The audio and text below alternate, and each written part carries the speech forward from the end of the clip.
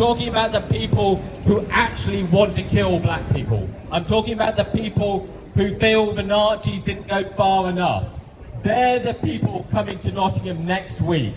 And that's why next week we need to be here counter-protesting them. I've spent the last couple of weeks researching these people because I've been writing articles and doing publicity. And, you know, what their leaders say is abhorrent. You know, their leaders are the nice guys, respectable guys. They're the ones who just say, oh, send all the migrants back. You know, that's the nice end. But you go in their comments, you look at the people who say, yes, I'm turning up, and they're the people who say, sink the migrant boats, kill them all. They're the scum who are coming to Nottingham next week. So we have to be on the streets. We have to be making noise. We have to silence their hate. And we can't do that with a handful of people. We need lots of people. So not only does everyone here need to be here next week, but you need to bring your friends. Everybody who thinks hate has no place in Nottingham needs to be here next week. Needs to be here bringing their friends, making noise, making it clear that Nottingham is an open, friendly, multicultural city which has no place for hate. We've had some obviously great speeches, some powerful words from people. I just do want to make everyone aware of the petitions that we've got going on. So the petitions for our demands, which are right here, to stop deportations, joint enterprise, stop and search, IPP imprisonment and recalls, and stop to the recall system. So if you do see someone with a petition board and you've not signed a petition, please go sign the petition or come to me or Ruby or anyone else to come and sign it. It is so vital that we get these signed to make the change that we want. But yeah, like we say, this is an open mic, so please, anyone that wants to come up and speak, yeah, come up. Anyone else that wants to come up and speak, literally just come stand to us, come have a word with us, and then we'll get you on the mic as soon as. Okay, now we're going to hear from Han. Give it up for Han. They say it's only black people that experience police brutality. That is not true. Less than a few months ago, before COVID, before this all came about, me and my mum, two white women, out having a good night.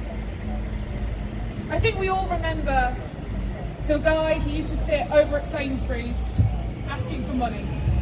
We all knew him. My mum and I stopped, and instead of going to the last bar, we instead go, here's 30 quid, go get yourself a bed. Two police officers came over and told us off, threatening us, saying that we were encouraging drug use, alcoholism and poor behaviour. Threatening us, two privileged white women, for giving money to a homeless man. A few months ago, he died of exposure. We knew that. It was in the Nottingham Post. They caused that. The police have caused that. The police have blood on their hands. Yeah. They have blood on their hands. Yeah. And what do we do with people who have blood on their hands? We hold them accountable. Yeah. The government have blood on their hands. The Conservatives have turned their backs. Labour have turned their backs. And now it is time for the people to go, no fucking more. No fucking more. The police have blood, and we must hold that blood to account. Too many brothers, sisters and siblings have fallen because of the police, because of this government that refuses to see us.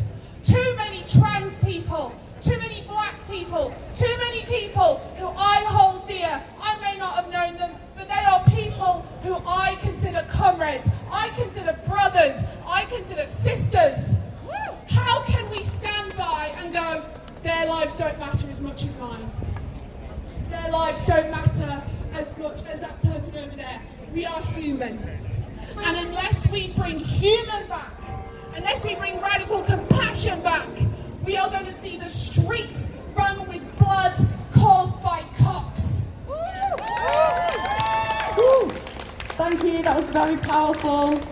I think you're drawing out some really important points there about it's going to be us people who are here, we're the ones that are going to be the ones that are going to have to make the difference, because as my friend over there just said, we can't rely on any parliamentary party, we can't rely on the people who enforce what is already a racist system to supposedly defend us from it.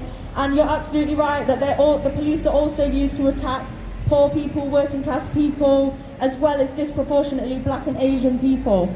So if you want to come up and say something, please do come up, it's an open mic. We also want to hear from you if you've got any experiences with anything like the immigration detention system, if you know anything about, if you've experienced racism from the Notts police. I'm going to read out some more information about the Nottingham police. Actually, I'm just going to tell you something about the Notts police. They use an online system, they've now subscribed to it, I don't know what it's called, but it's basically, what's it called? It's called Origins, and it's basically a way of separating people down by their last name and saying which ethnicity you are, to use that to predict what kind of crime you're going to make, what kind of crime you're going to do. How racist is that? It's unbelievable, it's disgusting. That's the kind of system that we're talking about, that makes people into just one, it's just basing everything on what race you have, and then using that to say, oh, you're going to commit a crime. That is disgusting. That's what Nottingham Police is doing. So if you want to come up and say something, please do come and take the mic. I'm going to pass it over to Chloe. Woo! So I just want to say a few things. First of all, the amount of people that have turned up already, fantastic. I think everyone should be giving themselves a pat on the back, you know, for coming out today. It's a Saturday, you know, there's people going shopping, going to the pub. But I just want to say thank you to everyone that's turned up so far for taking, you know, just a few hours out of your weekend to come support the movement, support the cause. I also want to say that I think the amount of support we've had for the past few weeks has just been fantastic.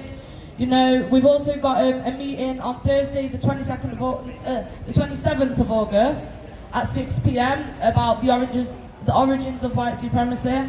So again, if anyone wants more information, just come to me or ask someone and they'll give you information. But yeah, remember guys, this is an open mic, so does anyone want to speak on any issues? Okay, we'll do a chat. Oh, do you want to speak? Okay, I'll pass you on to Nathan. Give it up for Nathan, everyone.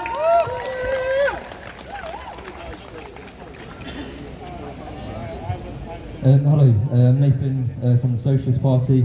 I just want to say a few words about next week when two far-right groups are organising a demo here in the square. They're putting forward a political strategy that ends with their very short-sighted view that immigration and diversity are the roots to our exploitation. I think most people here today know that is nonsense. We need workers' unity, and that means people from all sectors, including people who work in the police and security services and the courts, coming together to find a different type of economy that works in the interest of everyone and not the 1%. We can see from our current government whose interests they represent. It's billionaires, it's oligarchs, it's criminals, it's the organised crime that blights so much of Nottingham as much as it does the rest of the UK and the world. So we need to, you know, be serious when we talk about what type of society we need. It's democratic accountability and it's socialism, and I hope you can all come next week to put forward the positive message that we need in order to transform our economy. Thanks. Today our community from Coventry. And it was kind of weird because usually when I walk to these marches, like I walk here with my placard and my t-shirt, and I say it with chest, like I feel proud and I don't feel worried. But when I was on the train today, I did wear my jumper because I was worried that someone would say something to me or start on me, and it does feel like they'd probably start on me more with this t-shirt than with a Trump t-shirt. So I thought, yeah, and today, like, the air, I think right now, these last few weeks, it's been like the divides have just heightened, and it's a bit scary. Like each week I feel there's more judgment and people are getting more bitter about it, and I just think that a lot of this problem, and this problem will continue until black people are actually valued, or non-white people in general are actually valued. Because the problem is that like whether they put people in good positions in like on news channels and on TV and stuff, it doesn't change anything because people still actually aren't valued for literally just who they are. And when I went to the London March, I was holding a placard, and the first thing that happened when I got off at King's Cross was a white man came up to me and said, "Don't you have anything better to do on your weekend?" And his breath stunk of alcohol. So like, what is he doing on his weekend? Yeah, I don't think this is political. It is political to some extent, but this is just morals. This is humanity. This is wrong from right. Like, this isn't. I hate it on Facebook. Everyone's saying, "Oh, can we have a moment that's not political?" This isn't political. This is literally people's lives. This is like identity. And until non-white people realise, until non-white people and really anyone who is not white middle-class male is actually valued, this stuff will continue to happen. And I think this Malcolm X quote is really good. The white man will try to satisfy us with symbolic victories rather than economic equity and real justice. Like I've seen recently on all these posters and all these universities and all these adverts, they're like just putting black people in the adverts to try and, for their profit, but nothing's actually changing. And yeah, we can see it everywhere. And the whole thing with the BBC, someone's made a really good point that if it was a misogynistic, the whole thing where they said nigger on BBC, if they said the word cunt on BBC, I think so many people would have reported it. So many people would have said, "Oh, that's a really like misogynistic term and stuff." And yet they basically said, "Oh, we can say nigger because the family said that we could."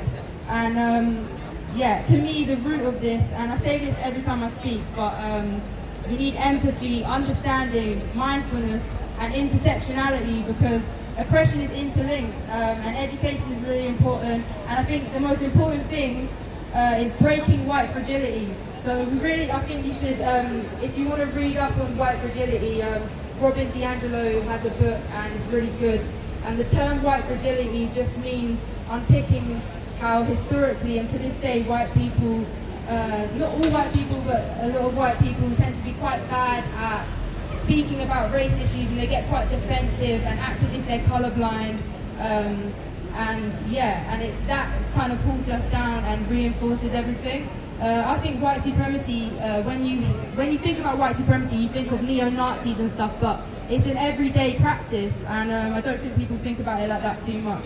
But just to say, if anyone doesn't know what intersectionality is, it's the interconnected nature of social categories such as race, class, gender that apply to different groups and how they have independent oppression because of it. And the last thing I'd say is, yeah, it's really hard right now, like with MPs, like black female MPs getting literally like stopped and searched and stuff. It's really hard for people to want to go into these institutions, but representation is really important because then we'll have more power to change things. So go get your degrees. I just finished mine, so go get yours and do your thing, because seriously, like, I think that's really important. Go get your degree and do humanities subjects, and yeah, just be proud and unapologetic about race issues and refugee issues. You have to be unapologetic and say it with your chest. Thank you. At the forest when we had the large demonstration, and you're going to have to forgive me because I'm not going to use the same language that I used last time. I think one of the main things since that is that we need to be more focused solution, and I said that the last time I spoke.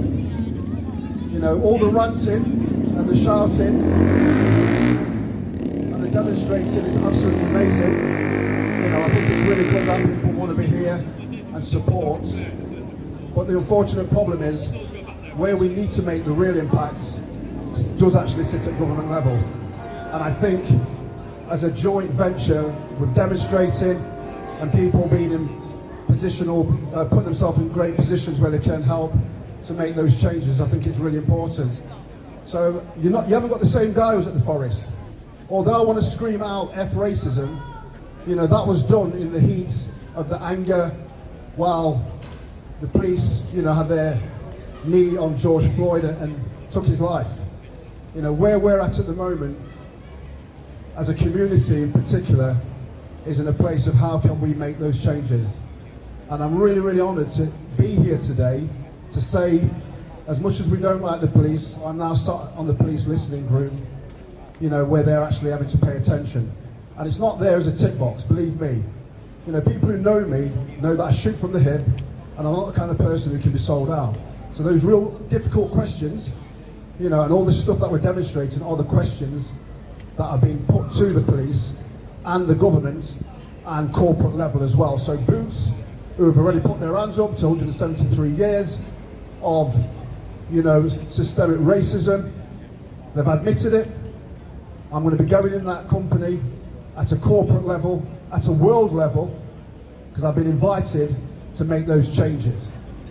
So when I talk about solution, I'm in such a perfect position to be able to work with those groups who want to make those differences. And if anyone wants to question my resume, I'll give you a bit of a taste of it. I lived in Austria, in Vienna for 12 years.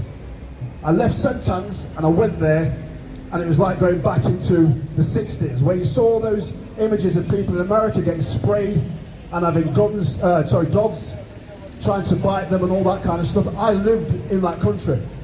I lived in the very same city, Vienna, where the Jews were pulled out of their businesses and dragged on the streets. And then we know about what happened to them after that. I was beaten up in this city, just round the corner, by a white people, put a hammer in my head, tried to kill me. Okay, I've gone through that experience. I've lived through the skinheads. I've lived through going for a job, and all of a sudden, when you get there, you've got this immense pressure on you because of your skin colour, that added pressure, not knowing whether or not you're going to get that job. I understand all that. I understand what it's like to have a partner whose parents are racist, and you're having to sit in that relationship because you love the person and try and educate them. Well, guess what? Things are changing now, because those same family members who were like that are now having to accept that their kids are coming home with mixed race babies. How do they cope with that? Society is now starting to change. We're so integrated, and you new young people that are coming through, racism isn't even part of your vocab. You don't understand it, unless geographically you live in one of those Dorset places where there's no black people. So there's a massive change afoot now. And when I stood in front of those 4,000 people in the forest, I'll be honest, my arse fell out, because I was really scared. It takes a lot of confidence to stand in front of people and shout, "Fuck racism!" It's really hard. But you know what, I did it because it needed to be said. And it wasn't to upset anybody or hurt anybody, it was to make a point that we have had enough. Enough is enough. We need to make changes. We need to stop blaming, first of all, the police, because I've got to be honest, the police, they've got their issues. But we need to reverse this a little bit and look at ourselves. Okay, I've been part of ending gang and youth violence for the last 12 years. We've got black and black crime. You can't be shouting, you know, all this stuff about Black Lives Matter when we're stabbing each other and killing each other. This is my truth. I've worked with those families, okay, who have lost family members. Not just being murdered, but those who are sat in jail doing 25 years. And the impact of that on the community. It doesn't actually do us any favours. Because those who are at the hierarchy look at us and say, you know what, you can't even behave yourself. But it doesn't justify anything what's going on right now. You know, the reality is that we need to get stronger, we need to get more educated, we need to put ourselves in those prime positions. You white people that are here, you need to take us on with you. You need to actually get into those positions and support us, and keep the mentality that you've got now all the way through. Don't just be here to tick boxes and treat this as an event. It's definitely not that. You know, things are afoot where there are massive changes, but without you guys in the community, you young people driving that forward each week, you know, talking about that, changing the narrative about history, educating your young families when they come along that black lives do matter, then that's the privilege that you guys have got in this particular lifetime. So my name's Roger, and thank you very much for listening. If it's controversial, I don't give a shit. That's who I am. This is my truth. Thank you. We've got 3 more speakers who are going to come up. There's going to be lots more opportunities to come up and speak, but we are going to start marching after this. So everyone give a big hand for Perry. Woo!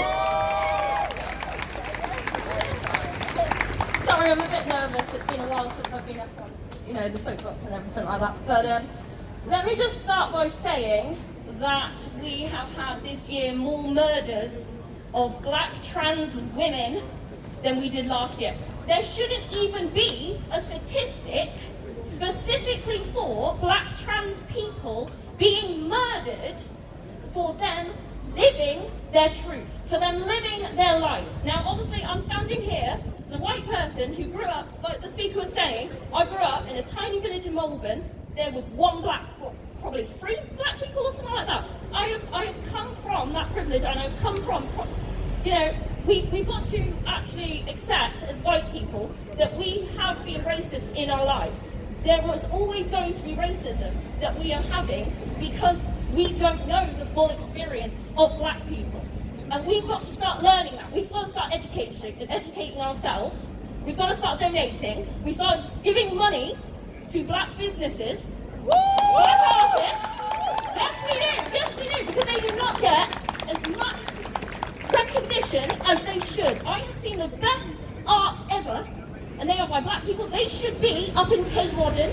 Not all of these white people that, are not really put any effort into it or any emotion, when I've seen the most emotional, beautiful art by black people, because they've been through hell. They've been through fucking hell.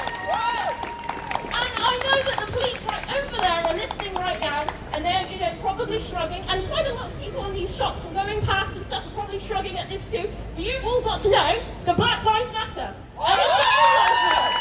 It's not all lives matter. It is not all lives matter. Okay? Yes, right? Yes, thank you. Yes, love it. Okay, we've got our next speaker. Please give her a hand. It's Savannah. Hi, I wanted to talk about the education system, and the reason I wanted to do this is because I want to be a teacher. I want to teach history and English, and those 2 curriculums they're white-centered. They're completely white-centered. And you bring this up to the exam boards and they say, well, there's an option to do this topic and there's an option to read this one book. But a token book by one black person and a token subject about the civil rights movement, that's not enough. It's not good enough. And especially if you're talking about British colonialism, you have maybe one topic where it's talking about how bad it was, and the rest of the time you're talking about how good the trade was and how there were so many white saviours that were helping all these people who needed saving. It's horrific if you actually look at the language that's used in textbooks and the way that the education system, it teaches people white supremacy. I don't want, in a few years, when I become a teacher, to be teaching classrooms of children things that are just racist. I don't want to be teaching them things that enforce white supremacy, because I don't want the next generation of children to be brought up racist. And that's what our education system is doing. It's not good enough, and it has to change. None of us want that, and it's our job to tell the education system, the exam boards, that they have to change, because it's their fault. Woo, thank you. I think that's such a good point. We're going to have another speaker. I think that is such a good point, and it's worth reiterating the reason why that is. Why is it that the education system teaches things in that way? Why does it teach the British Empire in that way? Well, it's because it doesn't want you to know what the history is, because it doesn't want you to know what the reality is. Because if we look today at where Britain gets its money, it's plundered from Africa, it's plundered from Latin America. So if we understood the history, then we would understand that what's happening now is a racist system just the same, it's just in a different form. So that's why they won't teach it in school, and that's why, yeah, we've got to educate each other and take action and educate each other about these things so that we know and we can take action. We're going to hear from Ebony next. Give her a hand. She's our last speaker for here. Can you hear me?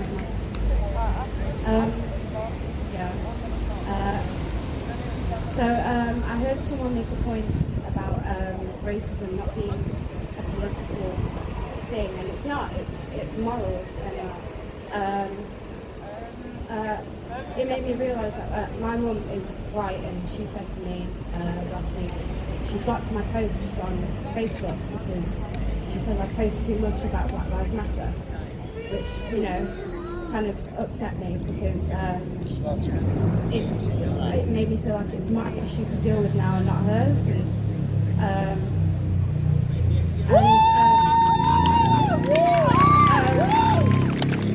I realised that people don't talk about how difficult it can be when the majority of your family is white and you're a different colour to them, and your black family members are absent from your life, and you have all these issues with your identity, and it's not easy to deal with. I have a grandma who was racist her entire life, and then my mum had brown children, and she had to deal with it and get over it, and now she has dementia, and I've been asked to not go and visit her because they're scared that she's going to say something racist to me. And it's just a hard thing to deal with, and I grew up with a lot of white friends as well, and I realised that they can say however much that they want to help me, and they want to help me with the race issue, and it's good to have people around you to do that. So I just thought I'd talk about my experience growing up, because I have black nephews, and I don't want them to grow up like that. Grow up being scared of their skin colour, and hearing this hatred. It's not fair. I just don't want them to grow up like that. That was beautiful. Thank you so much for adding your voice. Guys, we're going to start marching in a minute, so we need one volunteer to come up and hold this banner.